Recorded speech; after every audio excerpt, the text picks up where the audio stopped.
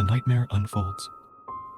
On a seemingly ordinary night, a young boy lay sleeping peacefully in his bed, surrounded by the comfort of his familiar room. The moonlight filtered through the thin curtains, casting soft, eerie shadows on the walls. The house was quiet, save for the occasional creak and groan typical of an old home settling in the cool night air.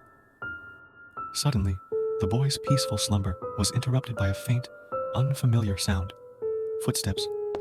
They were slow and deliberate, approaching his room with an ominous rhythm. Half awake and curious, the boy opened his eyes, just a sliver, enough to peek through his eyelashes and see what was happening without giving away that he was awake.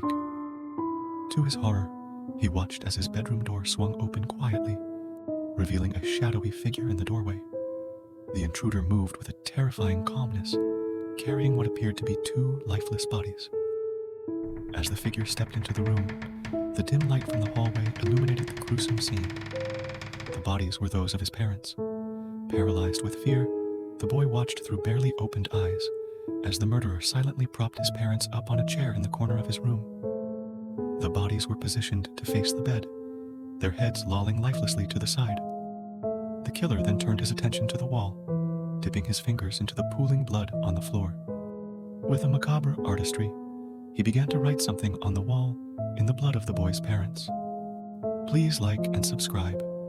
If you enjoy my content, thank you. The boy's heart pounded in his chest as he strained to see what was being written, but the darkness and his fear made it difficult to decipher. He knew he had to remain still, to feign sleep, for he was certain that if the intruder knew he was awake, his fate would be sealed. The boy lay as still as his parents' corpses, his breathing shallow and controlled, trying desperately to suppress the terror threatening to overwhelm him.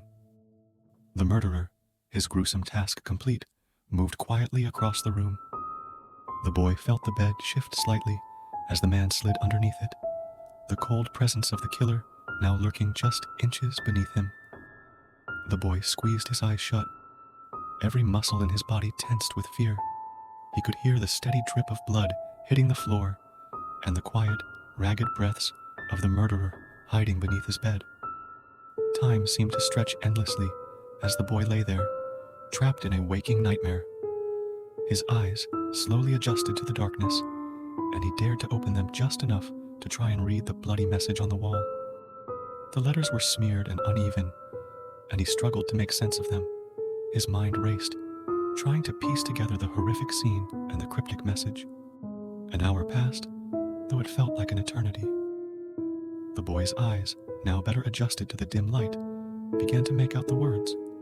He squinted, his breath catching in his throat as he focused on the blood-red letters. His heart skipped a beat as he finally deciphered the chilling message, "I know you're awake." A cold wave of terror washed over him, and he involuntarily gasped.